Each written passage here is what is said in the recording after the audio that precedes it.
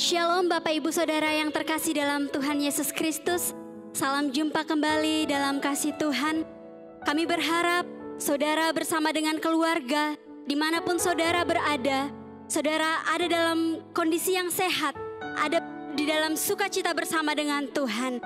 Mari pagi hari ini saudara, dengan segenap kekuatan kita mau datang kepada Tuhan, membawa segenap kehidupan kita. Dan kita percaya bahwa sesuatu yang lebih luar biasa lagi akan Tuhan kerjakan dalam kehidupan kita. Kita mau satukan hati dan suara kita di dalam doa dan penyembahan kita kepada Tuhan. Mari sebelum kita memulai ibadah kita pagi hari ini, kita satu di dalam doa. Bapa yang kami sembah di dalam nama Tuhan Yesus Kristus, kami bersyukur untuk kasih dan anugerah-Mu yang tidak pernah lepas dalam kehidupan kami Tuhan. Terlalu mungkin bagi Engkau Tuhan untuk membuat kami tidak ada hari ini Tuhan. Itu sebabnya Tuhan kami sungguh mengucap syukur dengan tidak henti-hentinya Tuhan atas kasih dan anugerah-Mu yang besar dalam kehidupan kami Tuhan. Pagi hari ini Bapa, kami membawa kehidupan kami Tuhan. Oh Tuhan, kami butuh kekuatan daripada-Mu untuk melewati hari-hari yang sulit ini Tuhan. Kami percaya Tuhan, ketika kami bersandar kepada kekuatan-Mu Tuhan, tidak ada satupun yang mustahil yang Engkau lakukan dalam kehidupan kami Tuhan. Mari Engkau terus pegang tangan kami Yesus. Kami butuh Engkau, kami perlu Engkau lebih lagi Tuhan Yesus. Terima kasih untuk Roh Kudus-Mu yang sudah menguatkan kami sampai dengan saat ini, yang berikan kami kekuatan dan keberanian untuk kami masuk dalam altar-Mu yang kudus Tuhan. Kami mengucap syukur Tuhan. Mari Engkau lawat setiap umat-Mu Tuhan. Meskipun saat ini Tuhan, kami masih beribadah secara online Tuhan. Kami tidak bertatap muka Tuhan, tapi kami percaya Tuhan, hadirat-Mu yang tidak terbatas ruang dan waktu itu akan melawat setiap umat-Mu dimanapun mereka berada yang menyaksikan tayangan ini Tuhan. Biar jamahan-Mu dan lawatan-Mu tetap turun atas kehidupan mereka ya Bapa. Ini hidup kami Tuhan. Engkau penuhi kami dengan kuasa dan Roh-Mu ya Bapa. Kami siap untuk memuji memuliakan nama-Mu Tuhan. Mari Engkau bertata atas pujian dan penyembahan kami. Engkau berkenan atas ibadah kami pagi hari ini Tuhan. Dan biarlah Tuhan, ibadah kami pagi hari ini boleh menyenangkan hati-Mu Tuhan. Di dalam nama Tuhan Yesus kami berdoa dan kami membuka ibadah kami pagi hari ini. Di dalam nama Yesus Kristus. Haleluya. Amin. Mari kita memberikan pujian yang terbaik buat Tuhan kita. Haleluya. Engkau yang layak terima segala pujian kami Tuhan.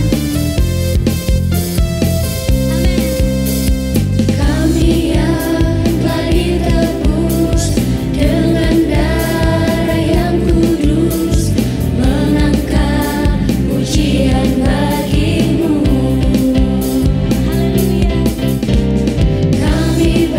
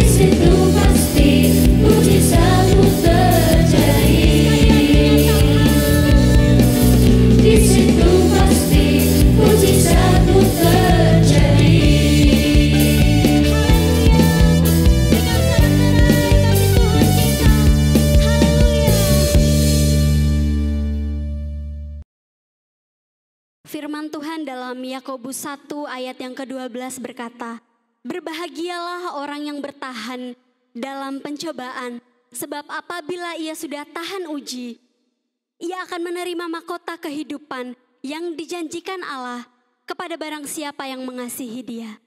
Mari Bapak Ibu Saudara, apapun situasi dan kondisi kita saat ini, mari kita mau terus melekatkan hati, kehidupan kita hanya kepada Tuhan. Kita mau nyatakan kepada Tuhan bahwa kita mau mengasihi Tuhan sampai selama-lamanya. Mari pujian ini kita nyanyikan dari dasar hati kita, biar menjadi pengakuan kita kepada Tuhan. Haleluya Yesus. Tak akan pernah ku sesali mengiring Yesus sepanjang hidupku, lewati lembah air mata, ku saksikan kemuliaan-Mu dinyatakan. Berapapun harga yang harus ku bayar, ku kan tetap setia melayani, mengasihi-Mu, mengiring-Mu sepanjang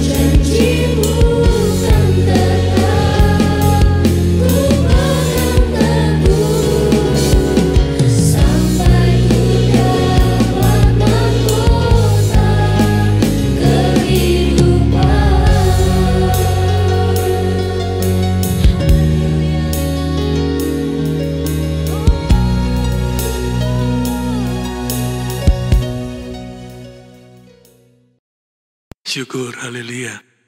Kita berjumpa kembali dalam siaran untuk ibadah online. Dan pada pagi hari ini kita kembali mau merenungkan kebenaran firman Tuhan. Jadi kami ucapkan selamat berjumpa kembali, kiranya anugerah, berkat dan kebaikan Tuhan di atas kehidupan kita semua, dimanapun Anda berada saat ini. Mari kita akan bersama-sama menikmati kebenaran firman Tuhan yang kami ambilkan dari Injil Lukas pasal 17 mulai ayat 11. Dalam perjalanannya ke Yerusalem, Yesus menyusur perbatasan Samaria dan Galilea. Ketika ia memasuki suatu desa, datanglah 10 orang kusta menemui dia. Mereka tinggal berdiri agak jauh dan berteriak, "Yesus, Guru, kasihanilah kami." Lalu ia, yaitu Yesus, memandang mereka dan berkata, "Pergilah, perlihatkanlah dirimu kepada imam." Dan sementara mereka di tengah jalan, mereka menjadi tahir. Seorang dari mereka ketika melihat bahwa ia telah sembuh, kembali sambil memuliakan Allah dengan suara nyaring. Lalu tersungkurlah di depan kaki Yesus dan mengucap syukur kepadanya. Orang itu adalah seorang Samaria.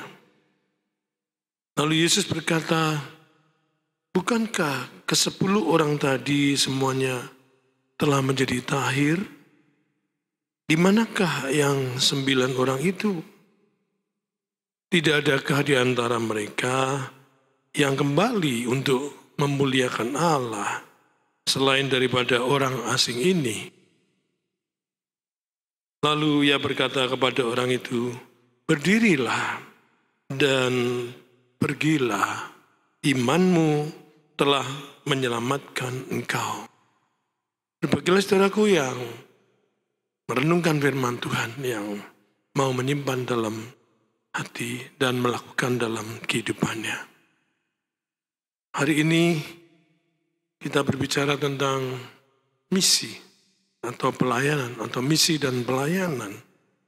Misi Allah, ketika kita lihat Tuhan Yesus melewati Samaria, memang tidak langsung ke dalam wilayah Samaria, tapi antara perbatasan dengan Galilea. Nah, disitulah saudaraku terjadilah kisah ini yang mendatangkan manfaat bagi kita setelah kita mau merenungkannya. Karena ada ajaran yang baik di sini, ada pelajaran dan hikmat yang kita bisa pelajari dari kisah ini. Dalam terjemahan lama itu ditulis 10 orang yang kena bala saraat. Jadi agak sulit memang untuk mengerti bahwa kusta itu bukan penyakit menurut anggapan pada waktu zaman itu. Kusta atau bala saraat, bala itu kutukan.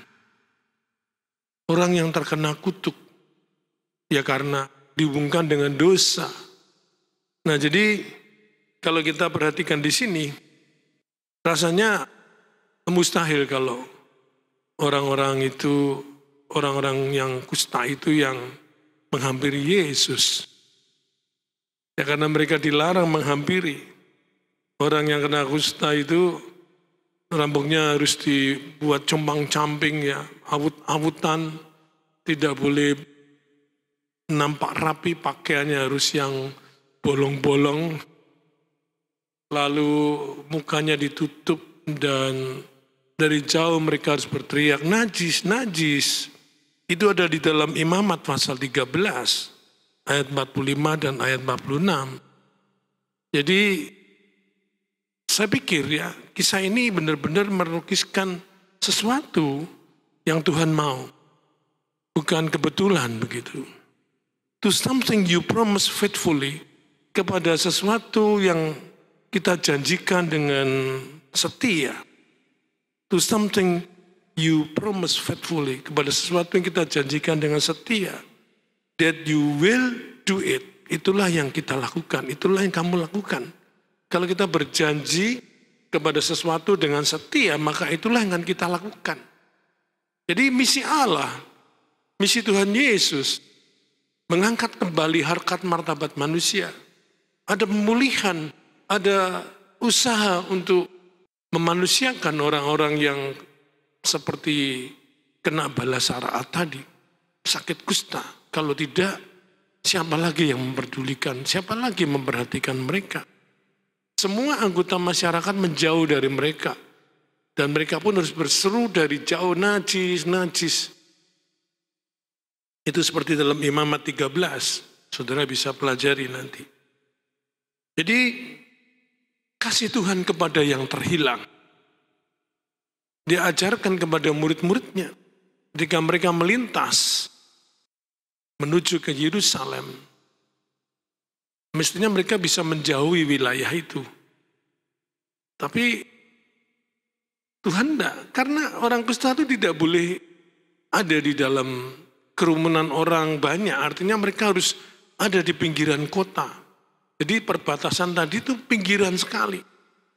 Jadi kalau Tuhan Yesus sengaja melewati wilayah pinggiran tadi karena dia punya rencana. Karena misinya Allah yang itu akan dilakukannya kepada sesuatu yang kita janjikan dengan setia. Firman Tuhan, anugerah Allah, dan belas kasihan Tuhan kepada orang-orang yang seperti itu. Jadi Tuhan tunjukkan kepada murid-muridnya. Sekarang kalau kita perhatikan benar, sebetulnya murid-murid tidak mau seperti itu. Tapi ya itulah manusia ya.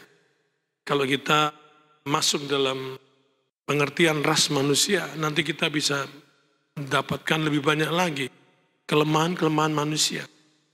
Ras manusia itu memang begitu. Ya kita mau bagaimanapun juga memang itulah ras manusia. Jenis kehidupan, ras. Seperti itu. Dalam Injil Lukas pasal 9, Injil Lukas pasal 9, mari kita lihat sebentar. Tadi pasal 17, sekarang Injil Lukas pasal yang ke-9, ayat yang ke-51. Kita lihat sebentar. Injil Lukas pasal 9, mulai ayat yang ke-51. Ketika hampir genap waktunya, Yesus diangkat ke surga. Ia mengarahkan pandangannya untuk pergi ke Yerusalem. Dan dia mengirim beberapa utusan mendahului dia. Mereka itu pergi lalu masuk ke suatu desa orang Samaria untuk mempersiapkan segala sesuatu baginya. Tetapi orang-orang Samaria itu tidak mau menerima dia, tidak mau menerima Yesus karena perjalanan Tuhan Yesus menuju Yerusalem. Ayat 54, ketika dua muridnya yaitu Yakobus dan Yohanes melihat hal itu, mereka berkata, Tuhan, apakah engkau mau supaya kami menyuruh api turun dari langit untuk membinasakan mereka? Akan tetapi ia berpaling dan menegur mereka. Lalu mereka pergi ke desa lain. Saudara, ini arogansi murid-murid Yesus terhadap orang-orang Samaria. Orang Yahudi tidak senang dengan orang Samaria karena mereka bangsa campuran. Sudah berkali-kali kami jelaskan. Jadi itulah yang terjadi. Begitu gampang Rasul Yohanes dan Yakobus mau menurunkan api dari langit untuk membinasakan orang-orang Samaria. Itu sebabnya Tuhan Yesus mengajar supaya mereka lihat belas kasihan Tuhan kepada sesama. Belas kasihan Tuhan pada orang-orang yang terpinggirkan, terpojok, yang terbuang. Dan itu dinyatakan melalui kisah ini. Tadi dalam ayat yang dalam pasal 17 tadi ya, ayat yang kita melihat tadi. Pergilah, ayat yang ke-14. Lalu ia memandang mereka dan berkata, pergilah, perlihatkanlah dirimu kepada imam. Bayangkan saudaraku ya, kalau hari-hari ini kita diberi mandat, beri tugas seperti itu. Tanpa melihat bukti, apakah saudara dan saya berangkat, apakah kita berangkat, pergilah. Tunjukkan kepada imam, padahal masih kusta. Belum dijamah Tuhan seperti dalam kisah yang lain. Belum ada kesembuhan. Tapi mereka disuruh pergi menemui imam. Luar biasa. Itu sebuah pengertian yang memang harus diimani. Tetapi apakah semudah itu mengimani? Mungkin di antara 10 orang itu saling menguatkan. Coba dulu aja, coba ayo. Ada yang mungkin mau enggak berangkat ya. Tapi juga ada yang lain, enggak, mari kita percaya. Mari kita yakini bahwa apa yang disabdakan oleh Rabi, tadi mereka memanggil guru. Apa yang disabdakan oleh Rabi tadi pasti akan digenapinya. Tadi kan kita tadi coba ulangi. Kepada janji yang kita ucapkan dengan setia, itulah yang kita lakukan. Jadi mereka pegang bahwa Rabi, guru itu pasti mempunyai sebuah arahan yang luar biasa. Jadi dalamnya tersirat mujizat yang luar biasa. Dan betul ketika mereka pergi dalam perjalanan, sembuh. Jadi luar biasa ya, sembuh. Yang jadi masalah adalah ketika hanya satu orang yang sadar untuk mengucapkan terima kasih. Yang lain terburu-buru untuk menunjukkan pada imam dan mereka kepingin benar-benar membuktikan diri sudah sembuh dan kembali kepada keluarga. Ya pergilah, dalam pengertian yang lain, dalam ayat yang lain, pergilah, pulanglah gitu. Mesti dalam arti berkumpul dengan keluarga, karena selama masa ada penyakit kusta itu tidak boleh mendekat pada keluarga, tidak boleh mendekat pada anggota masyarakat, dikucilkan, diasingkan. Itu terdapat dalam Injil Lukas pasal 5. Kita lihat sebentar, saudaraku. Injil Lukas pasal 5. Di sini Yesus menyembuhkan seorang yang sakit kusta.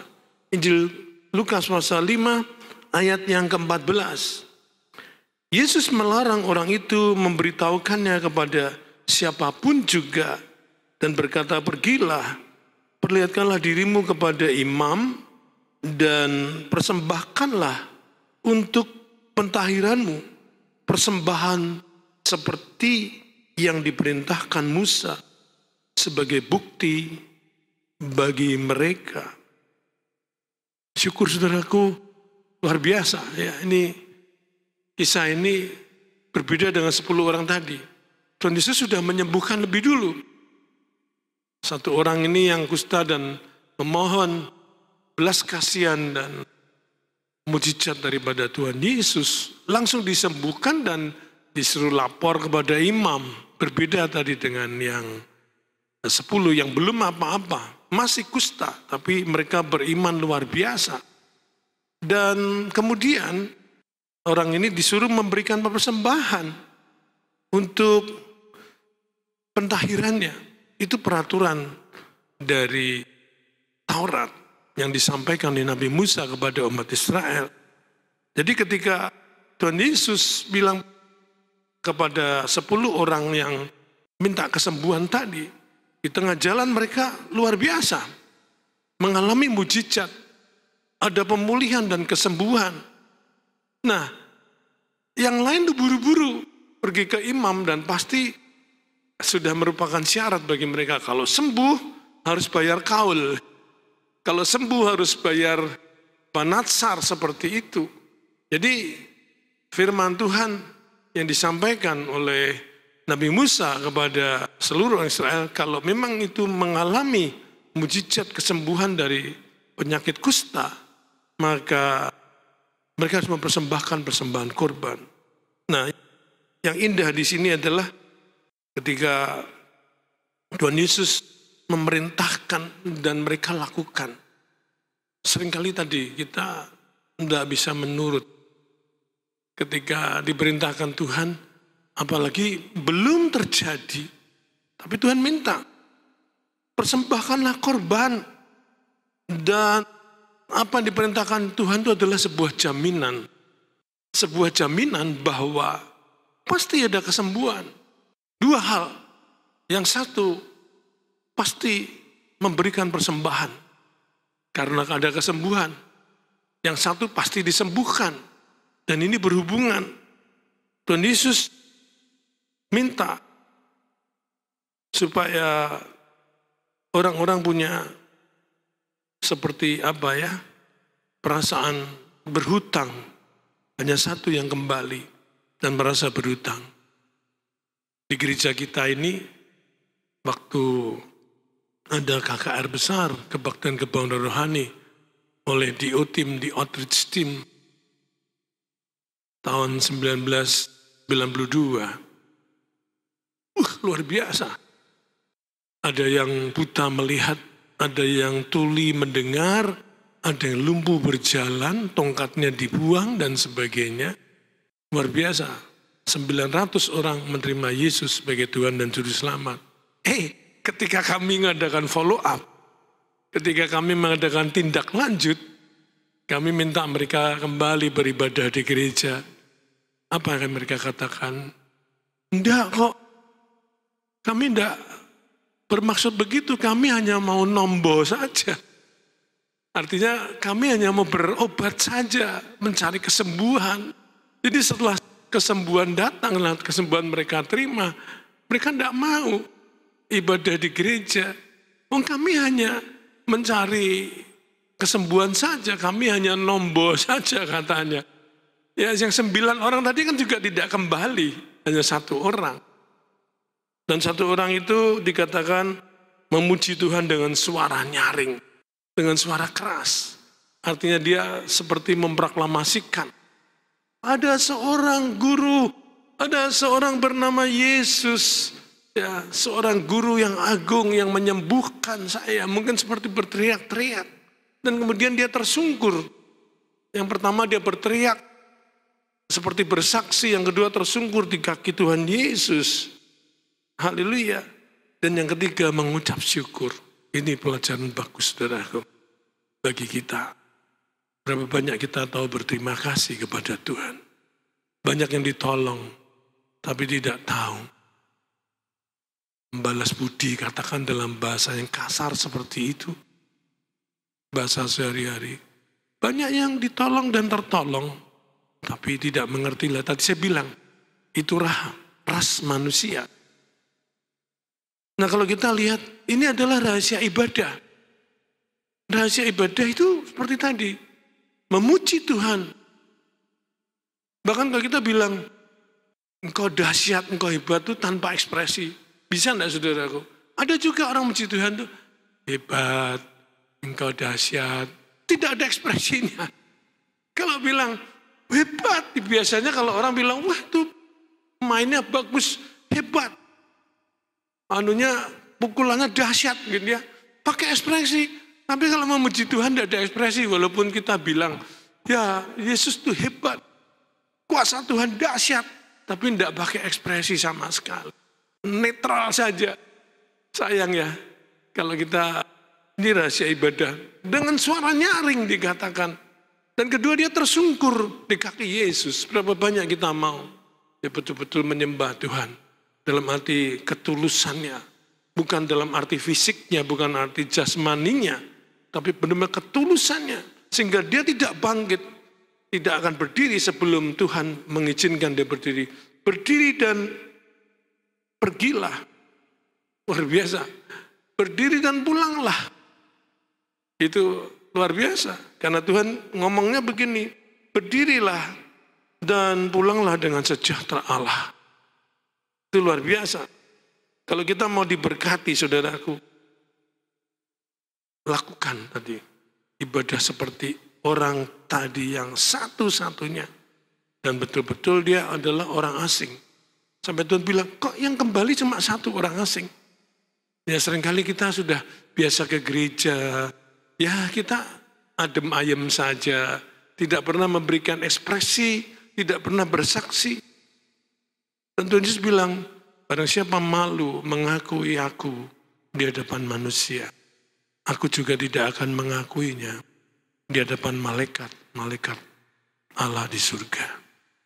Ini kita mesti hati-hati, karena kita tidak terlalu seperti kurang seperti tidak meyakini keselamatan yang kita terima. Satu-satunya orang yang kembali dan Tuhan Yesus bilang, pergilah dengan selamat. Pergilah dalam damai sejahtera. Itu benar-benar indah. Injil Lukas 12 ayat yang ke-8. Injil Lukas 12, mari kita lihat sebentar. Di situ ditulis demikian. Aku berkata kepadamu, setiap orang yang mengakui aku di depan manusia, Anak manusia juga akan mengakui dia di depan malaikat-malaikat Allah. Jadi itu rahasia ibadah yang luar biasa yang kita bisa ambil dari pelajaran ini. Justru itu dari orang asing. Nah, kalau kita lihat orang yang bertobat, yang merasa betul-betul ada anugerah Tuhan, itulah yang bisa betul-betul bersaksi, yang betul-betul bisa meninggikan, memasyurkan Tuhan. Camkan saudaraku, kalau kita mau mengambil hikmah dari pelajaran hari ini. Itu ada dalam ayat 15 dan 16 tadi ya. Injil Lukas tadi. Jadi seperti apa yang terjadi di sini, di gereja ini. Banyak yang tidak mau kembali. Kami hanya nombo saja. Sayang ya. Itulah dikatakan ras manusia. Manusia itu tidak masuk akal, tidak logis dan egois. Bagaimanapun juga kasihlah mereka. Karena memang ras manusia begitu. Jika kamu baik, orang akan menuduhmu memiliki maksud yang tersembunyi. Bagaimanapun juga berbuatlah baik. Karena memang begitulah manusia. Jika kamu sukses, kamu mendapatkan sahabat palsu dan musuh sejati. Bagaimanapun juga, raihlah sukses. Jelas ya. Kalau kita menghadapi ras manusia seperti itu. Kebaikan yang kamu lakukan hari ini mungkin dilupakan besok. Ya, hari ini kita lakukan kebaikan dan besok akan dilupakan. Bagaimanapun juga, lakukanlah kebaikan. Kejujuran dan keterbukaan akan membuatmu rentan. Gampang diserang, mungkin seperti itu ya. Selain kejujuran dan keterbukaan akan membuatmu rentan. Bagaimanapun juga bersikaplah jujur dan terbuka. Karena memang begitulah manusia. Apa yang kamu bangun bertahun-tahun mungkin hancur dalam sekejap. Bagaimanapun juga bangunlah. Yesus melihat hanya satu orang yang mengerti berterima kasih, tapi dia bilang, pergilah dengan selamat. Tuhan karuniakan keselamatan. Karena keselamatan itu bersifat personal, pribadi, bukan rame-rame begitu. Kita bisa lihat lebih jauh. Jadi itu ras manusia tadi sejak pertama saya sudah singgung. Tapi Tuhan mau, walaupun dalam konteks usaha Allah, misinya Tuhan menyelamatkan seluruh manusia. Tapi Tuhan mau keselamatan itu adalah personal, pribadi. Bukan seperti apa. Tuhan mau hubungan itu sangat pribadi. Makanya renungan ini saya kasih judul Masuk Ring 1. atau inner circle, circle lingkaran paling dalam. Tuhan mau enggak semua orang bisa ada di situ. Artinya karena satu lawan satu, face to face, head to head, itu maunya Tuhan keselamatan itu. Memang betul semua ingin diselamatkan, tetapi nilai keselamatan itu adalah pribadi. Face to face, muka dengan muka, head to head, berhadapan secara langsung.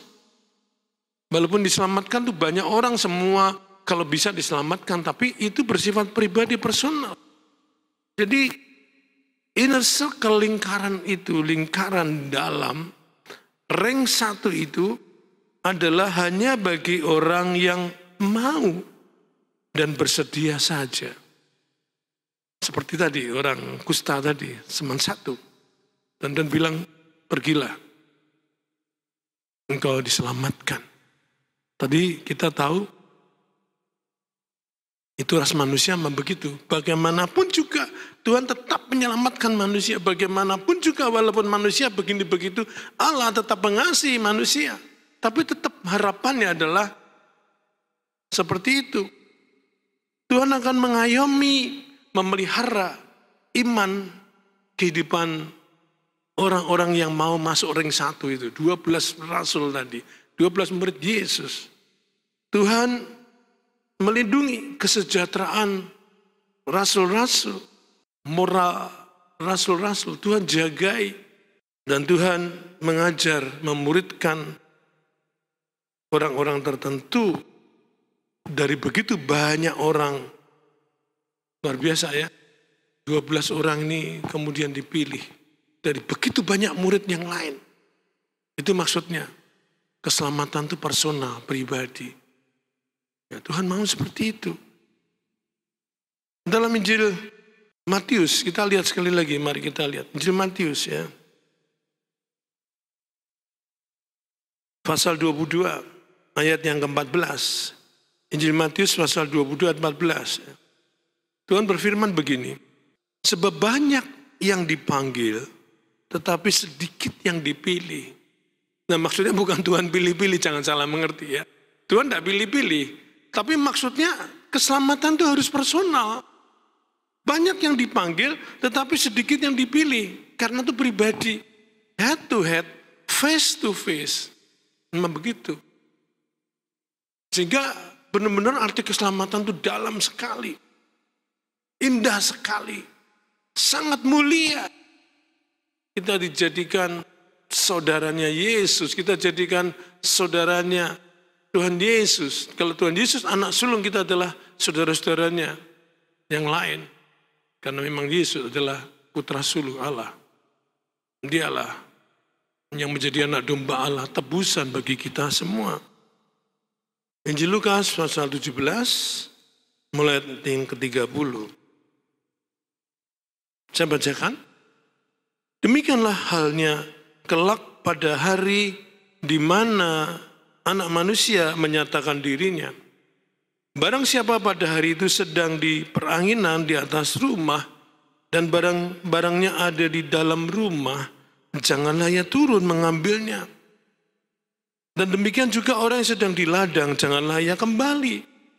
Ingatlah akan istri Lut, barangkali, ya saya ulangi, ingatlah akan istri Lut. Barang siapa berusaha memelihara nyawanya, ia akan kehilangan nyawanya, dan barang siapa kehilangan nyawanya, ia akan menyelamatkannya. Aku berkata kepadamu, pada malam itu ada 2 orang di atas satu tempat tidur, yang seorang akan dibawa dan yang lain akan ditinggalkan. Ada 2 orang perempuan bersama-sama mengilang, yang seorang akan dibawa dan yang lain akan ditinggalkan. Kalau ada 2 orang di ladang, yang seorang akan dibawa dan yang lain akan ditinggalkan. Lukas 17 ayat 30 sampai 36. So, jelas ya. Keselamatan itu personal, jelas. Keselamatan betul-betul pribadi. Ya, dan Tuhan sudah ingatkan itu. Jadi mari saudaraku, kalau kita pelajari peristiwa Tuhan Yesus lewat Samaria. Betul-betul karena Allah mengasihi orang-orang yang terhilang. Mengasihi orang-orang yang terpojokkan. Cuman tadi ras manusia tidak tahu diri. Makanya kita ini didewasakan terus ya. Mari kita juga punya misi seperti misinya Allah. Mari kita punya misi, panggilan yang sama seperti Tuhan mau dalam kehidupan kita. Sayang kalau kita yang sudah mengikut Tuhan, mengiring Tuhan begitu lama, tapi tidak mengerti makna, maksud, dan tidak bisa memaknai ajaran-ajaran Tuhan Yesus Kristus. Matius 20 ayat 16, Injil Matius 20 ayat 16.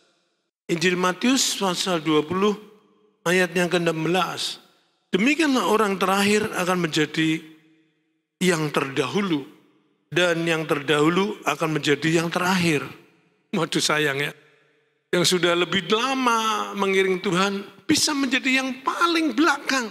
Tapi justru orang yang baru saja mengenal Tuhan justru akan menjadi barisan yang utama. Ini mesti kita pahami dengan hati-hati.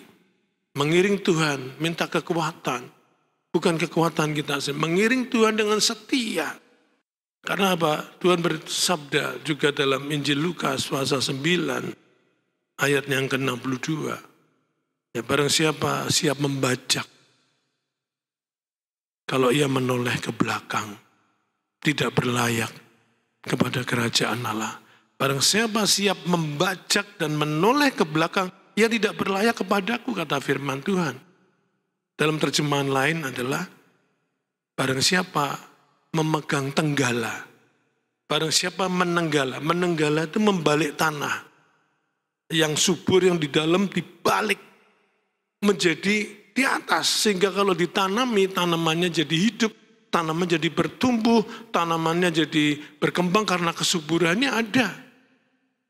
Polisi-polisi sudah lihat ya, turn back crime, B-nya ditulis terbalik, turn back crime, membalikkan kriminal itu menjadi bukan kriminal, membalikkan orang yang sudah termasuk orang-orang kriminal, orang-orang kriminal menjadi orang-orang yang sungguh-sungguh menjadi anggota masyarakat yang baik, dibalik yang subur menenggala seperti itu. Dan barang siapa siap membajak, kata firman Tuhan, tapi menoleh ke belakang, tidak berkenan kepada Allah. Karena terdahulu akan terkemudian. Banyak orang terdahulu kemudian menoleh ke belakang. Aduh sayang ya. Kalau kita lihat hari-hari ini, kenapa istri Lut menoleh ke belakang dia jadi tiang garam. Tuhan mau keselamatan itu benar-benar bersifat pribadi. Mari kita punya misi. Sama seperti misinya Allah. Kita diutus kepada domba-domba yang terhilang. Sembuhkan orang sakit, bangkitkan orang mati, tahirkan orang kusta. Itu yang Tuhan mau. Karena Tuhan rindu kita masuk dalam inner circle, lingkaran ring yang pertama tadi. Yohanes 14 ayat 12 berkata begini, engkau akan melakukan juga pekerjaan-pekerjaan yang aku lakukan. Bahkan engkau akan melakukan pekerjaan-pekerjaan lebih besar daripada ini. Luar biasa ya. Yohanes 14 ayat 12. Kalau kita sadar Tuhan mau apa ya. Misinya Allah tadi seperti itu. Jadi misi saudara dan saya apa? Misi gereja apa? Kita mesti punya misi. Bukan sekedar pelayanan tanpa arah. Pelayanan tanpa tujuan. Pelayanan adalah supaya domba-domba yang terhilang.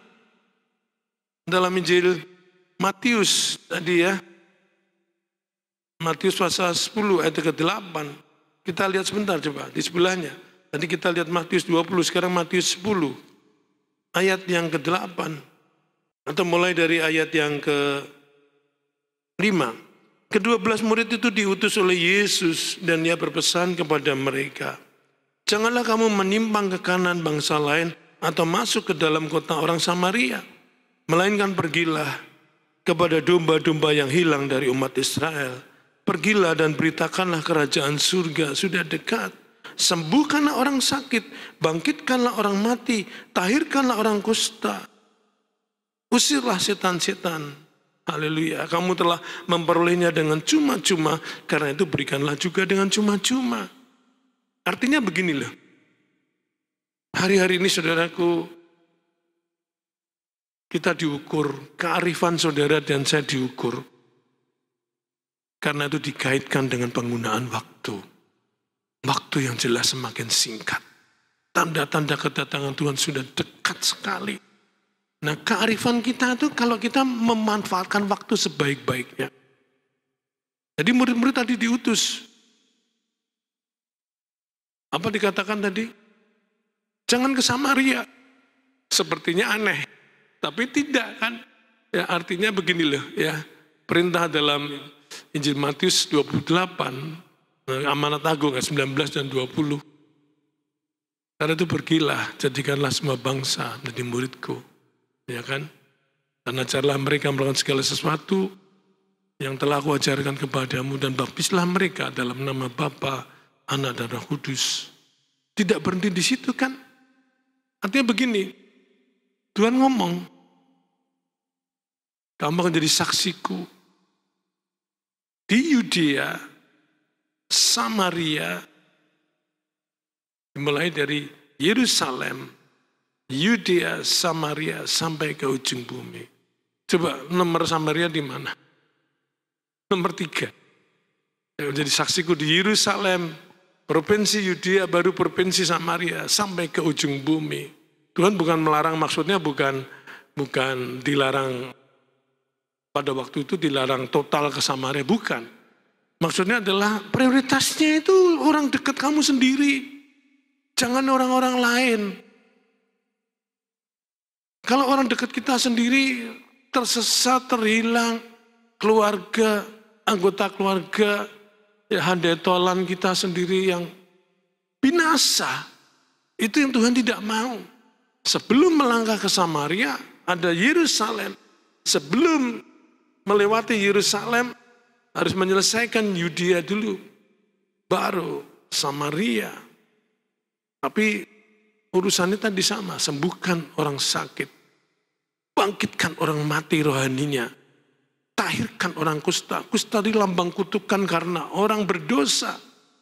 Dan Tuhan bilang kamu akan melakukan perkara-perkara lebih besar, karena kita inner circle, kita ini masuk ring 1. Ya mari saudaraku, kalau kita tahu kita ada di sana, lakukanlah.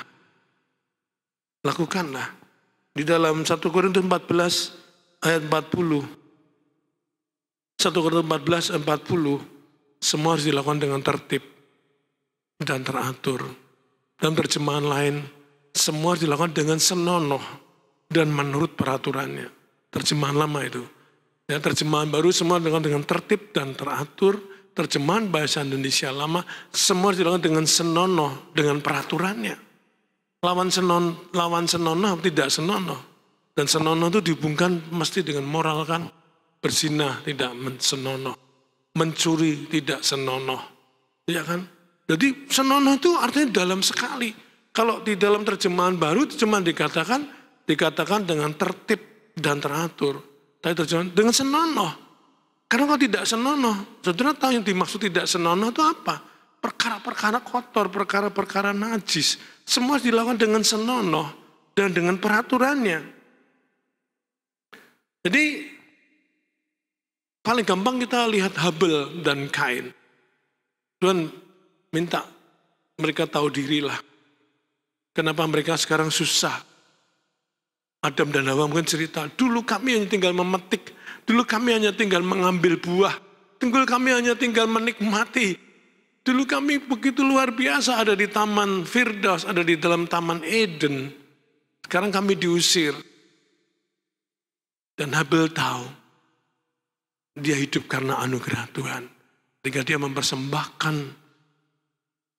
anak sulung dombanya, disembelihnya dengan hati yang hancur. Sedangkan Kain mempersembahkan hasil tanamannya, hasil pertaniannya, karena tanggung jawab. Tuhan tidak mau itu. Tanggung jawab karena itu ada aturannya. Habel tahu aturan, tapi dia bukan seperti itu. Jadi saudara lihat, orang yang satu tadi yang kembali kepada Yesus, bersyukur, menyembah Tuhan, berlutut, dia tahu, itulah aku hutang jiwa. Habel tahu dia hutang jiwa, dia persembahkan Dan itu berkenan kepada Tuhan. Kain tidak berkenan kepada Tuhan. Jadi sebetulnya ditolak oleh Allah itu bukan persembahan Kain, tapi Kainnya sendiri. Kakaknya Habel. Habel berkenan, tapi Kain cemburu dan marah. Dan dibunuhnya Habel. Itu tidak senonoh kan. Semua harus dilakukan dengan senonoh. Ini tidak senonoh, itu contoh yang bagus itu. Nah sebelum kita selesai, saudaraku, karakter Allah yang tidak bisa ditiru oleh iblis lagi. Ada karakter Allah yang tidak bisa ditiru lebih, yaitu kerendahan hati. Tuhan mau kita punya kerendahan hati. Karena komitmen dan integritas itu saudara kembar. Komitmen itu berjanji pada diri sendiri. Nah, berjanji pada gereja dilakukan enggak. Berjanji pada lembaga tertentu dilakukan enggak akhirnya. Berjanji kepada pasangan hidupnya dilakukan enggak? Tidak. Karena komitmen itu berjanji kepada diri sendiri. Ya tadi kita sudah mulai dengan to something you promise faithfully that you will do it. Kepada sesuatu yang Anda janjikan dengan setia, itu yang akan Anda lakukan. Itu komitmen. Kerendahan hati itu muncul karena komitmen. Komitmen dan integritas itu saudara kembar. Integritas itu utuh. Kejujuran dan ketulusan. Bisa mempersembahkan korban seperti Habel. Bukan karena tanggung jawab.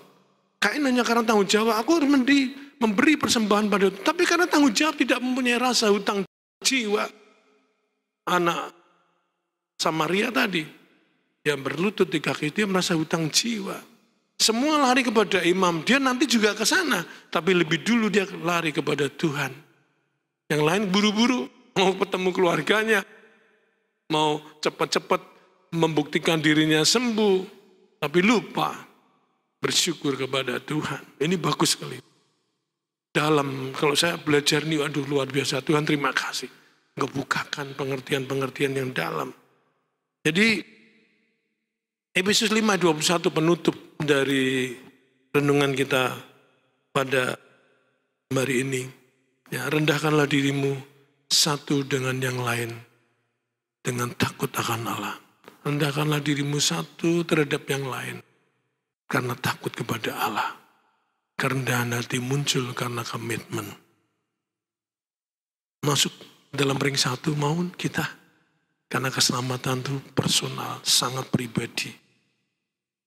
Sehingga marilah kita konsisten dengan kerendahan hati. Lihat ras manusia tadi, bagaimanapun juga. Dan Tuhan mengajar pada murid-murid. Murid-murid mau mendatangkan api dari langit untuk menghukum orang Samaria. Tapi bagaimanapun juga, Tuhan punya hati buat orang-orang seperti itu. Termasuk orang-orang yang dianggap sampah. Orang-orang Samaria dianggap sampah orang Yahudi. Kesempatan dari ini, saudaraku, bila kita punya misinya Allah. Diberkatilah kalau kita hari ini belajar. Tuhan menolong saudara dan saya. Mari kita tundukkan kepala. Bapa yang baik, kami bersyukur. Karena kebaikan-Mu, rahmat-Mu, kasih-Mu kepada kami. Tuntun kami masuk lebih dalam. Ke dalam lingkaran paling dalam. Ring satu, inner circle. Sehingga kami menjadi pelaku-pelaku kebenaran firman-Mu. Jangan sampai kami menjadi yang terakhir. Padahal kami terdahulu. Tapi biarlah kami semuanya menjadi yang terdahulu. Tolong Bapa, kami masuk dalam bilangan yang Kau pilih. Karena kami rela, kami mau menjadi murid-Mu. Menjadi abdi-abdi-Mu. Bila kami punya misi seperti Engkau Tuhan, hari-hari ini menjelang kedatangan-Mu yang kedua kalinya.